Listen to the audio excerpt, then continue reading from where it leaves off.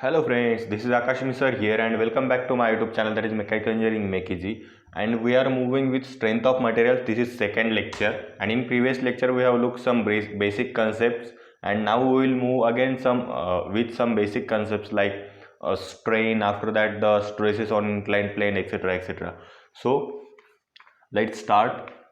So firstly we will start with stresses on inclined plane. I have considered one square cross section rod here, and that rod, okay, we have applied tensile force of magnitude P from both the ends, and we have the forces. Okay, we have the stress which is on this plane, which is exactly the cross section plane. At that plane the stresses is equal to force per unit area. Okay, but if we are going to consider one inclined plane here and we need to calculate the stresses on that inclined plane, so what will be the formula for that we are going to take into consideration today. So the normal force, that normal force will be the normal to the plane. For example, this is Fn will be there, so that Fn is equal to P cos theta. Okay, that normal force will equal to P, which is actual force, into cos theta. Theta is angle with vertical. Okay, then next is shear or tangential force. Shear force or tangential force means force will be on the plane. Okay, so that Ft will equal to P sin theta. Okay, Ft will equal to P sin theta. And then cross section area, we know the cross section area of this rod, that is nothing but capital A. So how we can get the cross section area of that inclined plane? So for that also there is one formula, and that is nothing but A theta equal to A upon cos theta. Okay, how we will get the cross section area of that plane theta will equal to A upon cos theta. Okay, then next parameter is normal stress. Okay, we have calculated normal force, shear or tangential force. Now we will calculate normal stress, that is nothing but sigma n, which is equal to Fn upon A theta. As we know, what is stress? Force per unit area. So ultimately here the, for normal stress, normal force per unit area, so which will give us value, that is nothing but P upon A cos square theta. How? Fn is nothing but P cos theta, that is P into cos theta, and A theta is nothing but A upon cos theta. So at the denominator there is A, and that cos theta will come at numerator, so that will become square. So this is nothing but sigma m, that is normal stress of theta plane. And then shear stress is nothing but tau theta, which is will equal to Ft upon A theta, so which is equal to P upon A sin theta cos theta.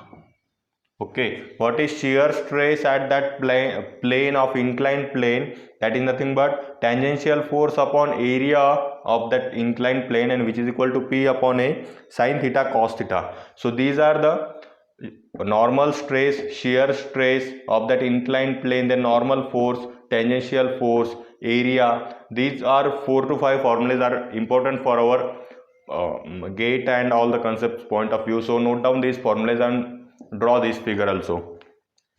And if you are new to my channel, then subscribe. Otherwise, if you are enjoying, then please like and share.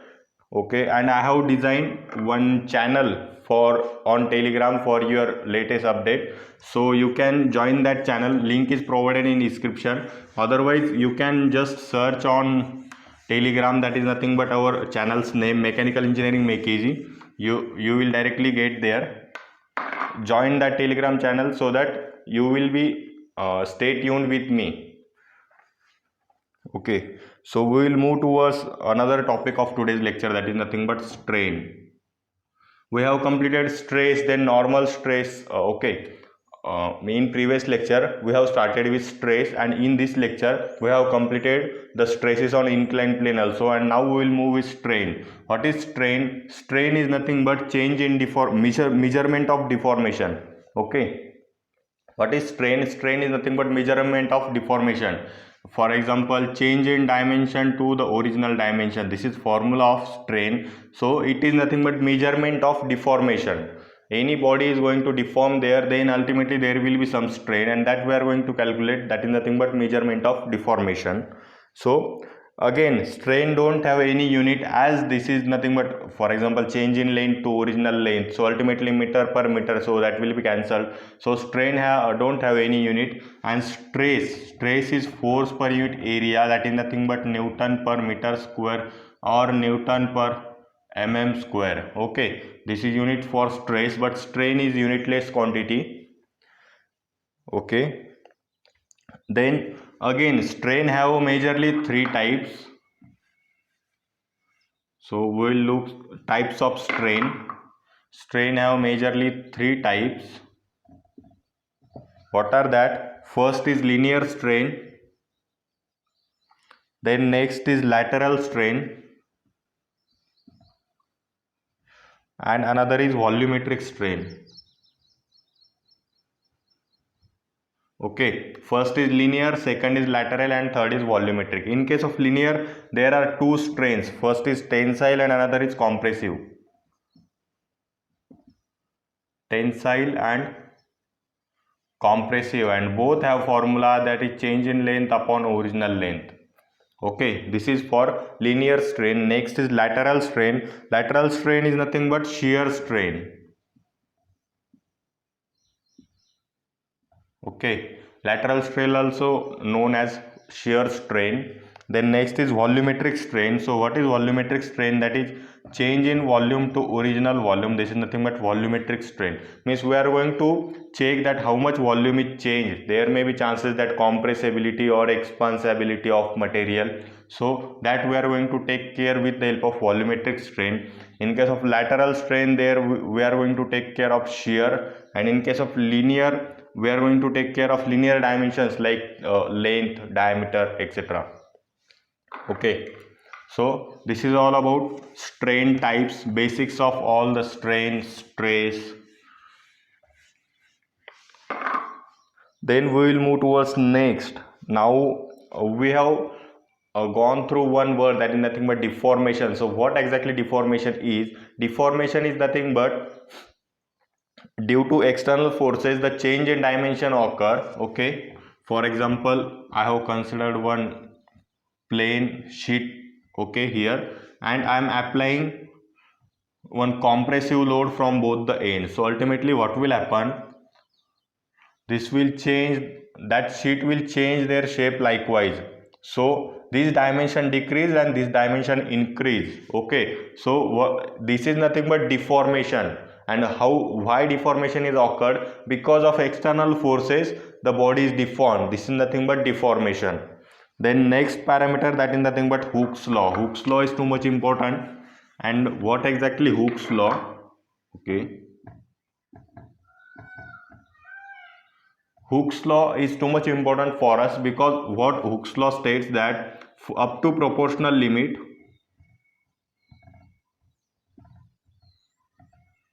the stress is directly proportional to strain. Okay, stress is directly proportional to strain. And what exactly proportional limit, that we will look afterwards. But before that, only consider up to proportional limit, there is stress is directly proportional to strain, means how much stress is developed inside the material, that will directly proportional to how much strain is developed inside the material.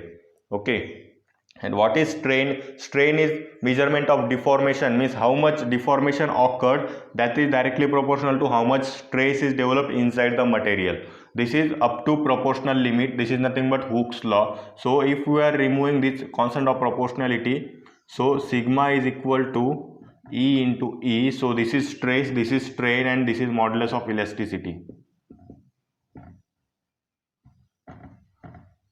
which is also have unit, that is Newton per meter square, because it will be stress upon strain. Strain don't have any unit and stress have unit, that is Newton per meter square. So ultimately the modulus of elasticity will have unit, that is nothing but Newton per meter square. So this is all about Hooke's law.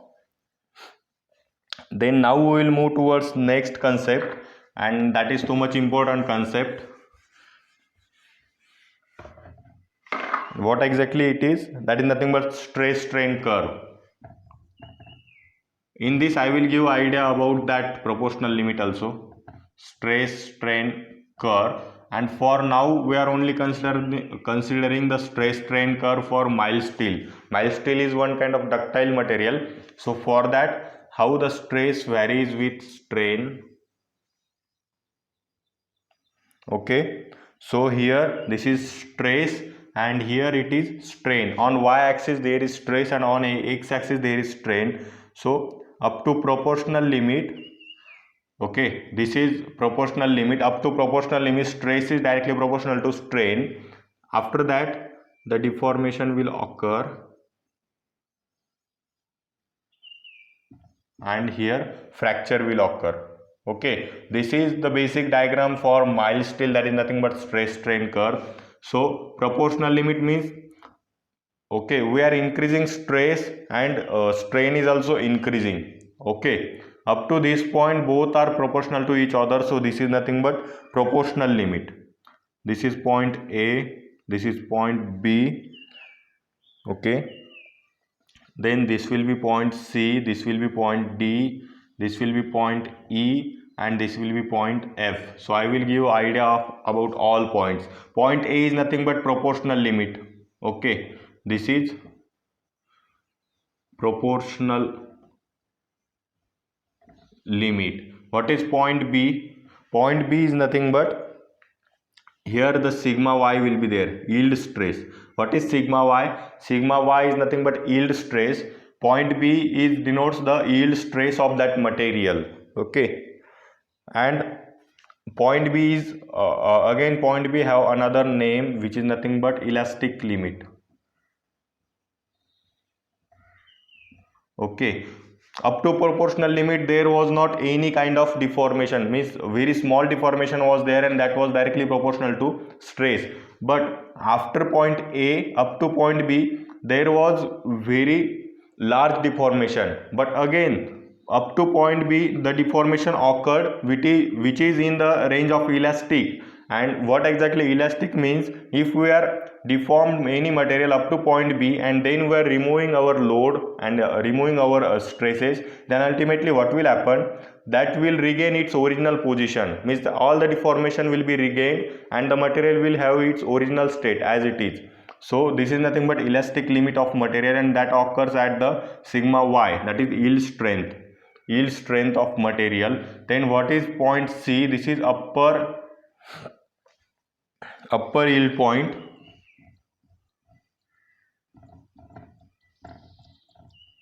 What is D? This is lower yield point.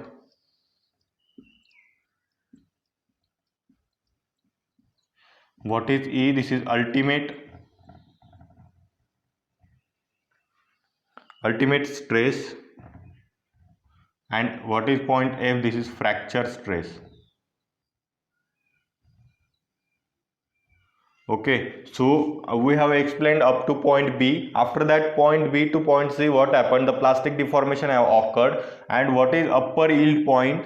Okay, up to this point the deformation is occurred. Then suddenly what happens? The deformation will occur very fast rate and the stress will decrease. As deformation will occur at very fast rate and the load is constant, so ultimately what happens? The stress will decrease, so we will get another point, that is nothing but lower yield point. And these all the graph is plotted while testing the material, that is mild steel, on universal testing machine, and this is for tensile test. Okay, so that's why I am explaining you up to this stress, etc, etc.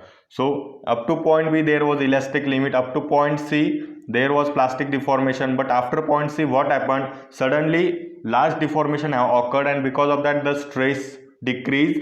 Okay, and we will get the another point, that is lower yield point. So after lower yield point again stress is going to increase and deformation will happen up to E, and that E is nothing but point where the sigma ut, that is ultimate tensile stress, ultimate tensile stress is here, and up to point E the deformation will occur and stress will also increase. Ultimate stress is nothing but directly very maximum stress. After that stress the material is going to fail.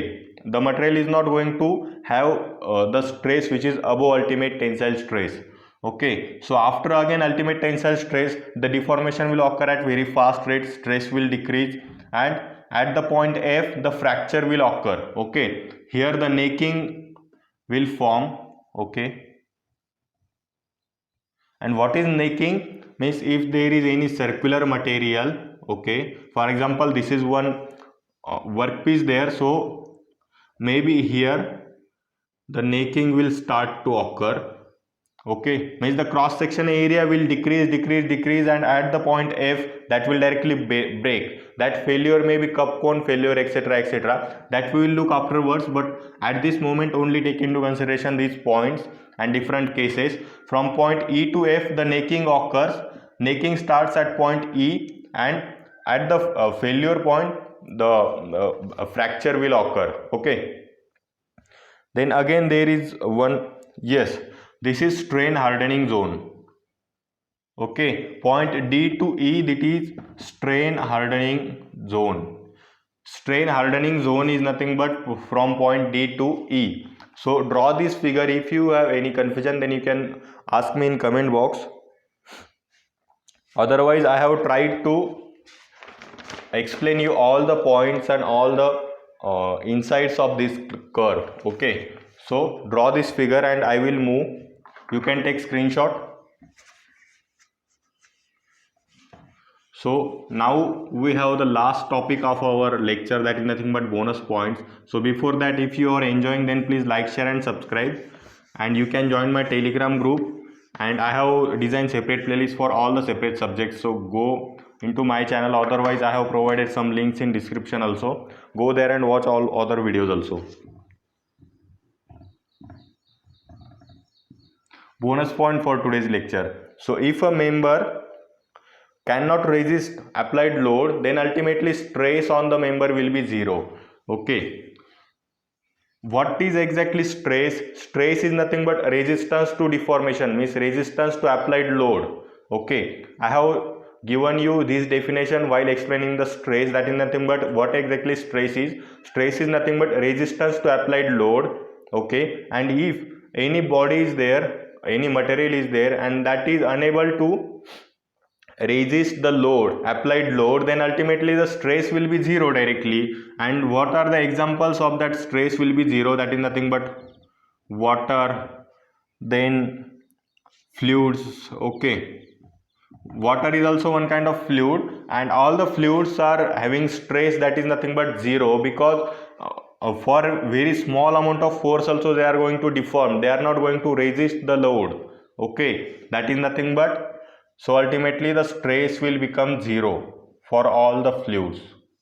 Okay, then next point is nothing but gauge length. Okay, as we have studied the stress strain curve, in that I have shown you one figure of our specimen. That specimen will be fixed in that UTM machine, that is universal testing machine, and from point E to F there will be necking will start, and finally at the point F the fracture will occur. So okay, so this is what all we have studied in case of stress strain curve. So this is nothing but standard specimen. Okay, before applying load, this will be one standard specimen that will have some fixed dimensions like diameter and length. So the gauge length is nothing but, this is length. Okay, gauge length is nothing but length of standard specimen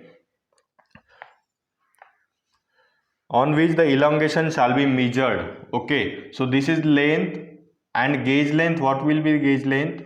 For example LG I am showing only. And why the total length is not directly gauge length? Because this some portion will be fixed into that jaws of that universal testing machine, and we are going to measure elongation only for this reason. Okay, only for this reason. That's why the gauge length is the length of standard specimen on which we are going to measure the elongation, that is nothing but gauge length. So that gauge length have formula. You can denote that gauge length by LG, LO. There are different notations in different books, so you can go with any notation. So 5.65 under root of AO. And what is AO? That is nothing but original cross section area. Okay, original cross section area or nominal cross section area, both have same words. And what exactly that is means, before applying the load, what is the cross section area of this rod? So that defines the gauge length. So that gauge length will equal to 5.65 under root of AO. That is nothing but original cross section area. So this is what all about I have designed for today's lecture, and in next lecture I will come up with some same kind of stress strain curves for different materials. So stay tuned for that, and you can subscribe my channel for latest updates. You can join my telegram group also, and stay tuned for that. Okay, thank you friends.